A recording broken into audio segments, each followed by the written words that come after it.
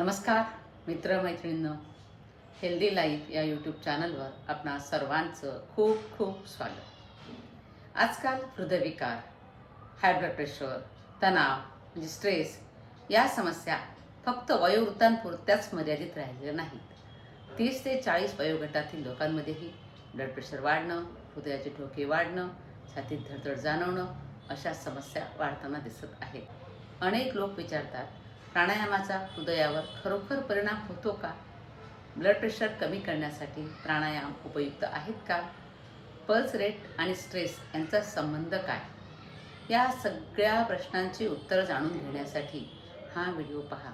याच सगळ्या विषयावर वैज्ञानिक आणि योगशास्त्रीय दृष्टिकोनातून आपण चर्चा करणार आहोत। आता हृदयाचं आरोग्य म्हणजे नेमकं काय हे आपण समजून घेऊया।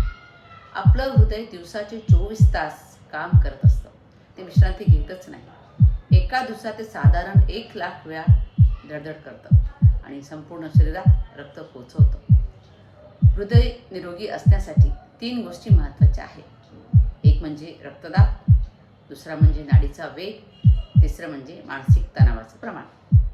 या तीनही गोष्टी एकमेकांशी जोडलेल्या आहेत। आता ब्लड प्रेशर म्हणजे काय हे आपण बघूया। जेव्हा हृदय रक्त पंप करतं तेव्हा रक्तवाहिन्यांवर जो दाब पडतो त्याला म्हणतात ब्लड प्रेशर। सामान्यतः 120 ते 80 mmHg हा आदर्श रक्तदाब मानला जातो।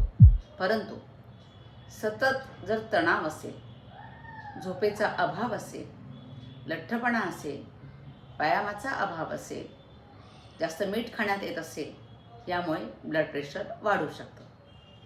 आता पल्स रेट म्हणजे काय हे जाणून घेऊया। एका मिनिटात हृदय किती वेळा धडधड करतं याला पल्स रेट म्हणतात, म्हणजे हार्टबीट्स।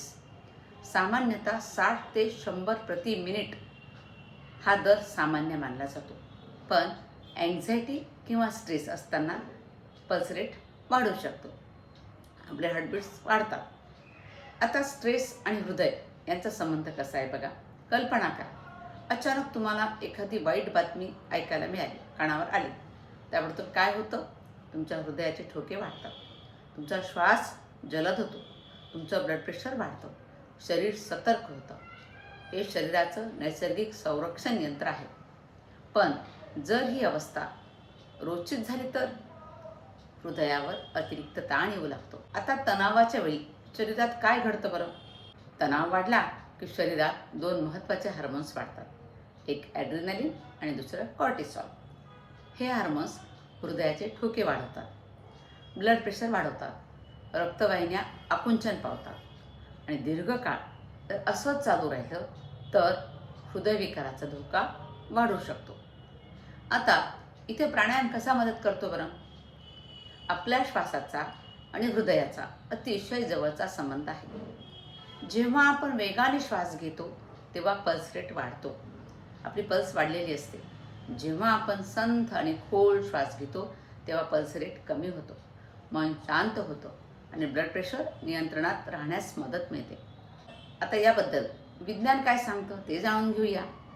संथ आणि नियंत्रित श्वसनामुळे पॅरासिम्पॅथॅटिक नर्वस सिस्टीम सक्रिय होते, यालाच शरीराचा रेस्ट अँड रिलॅक्सेशन मोड म्हणतात। यामुळे काय होतं? तुमच्या हृदयाचे ठोके कमी होऊ शकतात, तणाव कमी होऊ लागतो, रक्तदाब नियंत्रणात राहण्यास मदत मिळू शकते आणि मानसिक शांतता वाढू शकते। आता हृदयासाठी कोणते प्राणायाम उपयुक्त आहेत बरं? एक दीर्घ श्वसन, सर्वात सोपा आणि सुरक्षित प्राणायाम। कसा करायचा? नाकाद्वारे हळूहळू श्वास घ्यायचा आणि दुप्पट वेळामध्ये हळूहळू बाहेर सोडायचा। 5 मिनिटे हा करायचा आहे। फायदा काय होतो याने? मन शांत होतं, तुमचं पल्स रेट कमी होण्यास मदत मिळते आणि तणाव कमी होतो। दुसरा प्राणायाम अनुलोम विलोम, अल्टरनेट नॉस्ट्रिल ब्रीदिंग। हृदयाच्या आरोग्यासाठी सर्वात लोकप्रिय प्राणायामांपैकी एक। याचे फायदे काय आहेत? श्वसन संतुलित होतं, मानसिक शांतता मिळते, तणाव नियंत्रणात राहतो आणि भावनिक स्थैर्य लाभतं। दररोज 5 ते 10 मिनिटं हा प्राणायाम करणं पुरेसं आहे। तिसरा प्राणायाम आहे भ्रामरी। भ्रामरीचा मधमाशीसारखा आवाज मेंदूला शांत करतो। याचे फायदे काय होतील? चिंता कमी होते, मन शांत होतं, झोप सुधारते आणि तणावामुळे वाढणारा पल्स रेट कमी करण्यास मदत होऊ शकते. आता ब्लड प्रेशर असलेल्या व्यक्तींनी कोणते प्राणायाम टाळावेत? ज्यांना हाय ब्लड प्रेशर आहे अशा व्यक्तींनी जोरदार कपालभाती करायचं नाही. कपालभाती केली तरी हळू करायची, भस्त्रिकासुद्धा हळू करायची आणि दीर्घ कुंभक करायचं नाही. हे तज्ज्ञांच्या मार्गदर्शनाशिवाय करूच नये. आता प्राणायाम किती वेळा करायचा? तुम्ही कधीच प्राणायाम केलेला नाही, आता करायला सुरुवात करतात तर 10 मिनटं पुरेसं आहे. जर तुम्हाला प्राणायाम करण्याची सवय आहे तर तुम्ही 15 ते 20 मिनटं प्राणायाम चालू ठेवा. महत्त्वाचा मुद्दा काय आहे? सातत्य, नियमितता. प्राणायाम रोज करणं गरजेचं आहे. तुमचं हृदय निरोगी ठेवण्यासाठी फक्त प्राणायाम पुरेसे आहेत का? तर नाही. त्यासोबत संतुलित आहार, नियमित वॉकिंग, पुरेशी झोप, तणाव व्यवस्थापन आणि प्राणायाम या सर्वांची आवश्यकता असते. मित्रमैत्रिणींनो, आपलं हृदय आणि श्वास यांचा अतिशय जवळचा संबंध आहे. प्राणायाम हा हृदयविकारावर उपचार नाही, हे लक्षात घ्या. पण हृदयाचं आरोग्य जपण्यासाठी, तणाव कमी करण्यासाठी आणि ब्लड प्रेशर आणि पल्स नियंत्रणात ठेवण्यासाठी एक प्रभावी पूरक साधन ठरू शकतो. लक्षात ठेवा, शांत श्वास म्हणजे शांत मन आणि शांत मन म्हणजे निरोगी हृदय. दररोज फक्त 10 मिनटं प्राणायामासाठी द्या आणि आपल्या हृदयाची काळजी घ्या. स्वस्थ रहा, मस्त रहा आणि हा व्हिडिओ पूर्ण पाहिल्याबद्दल खूप खूप धन्यवाद.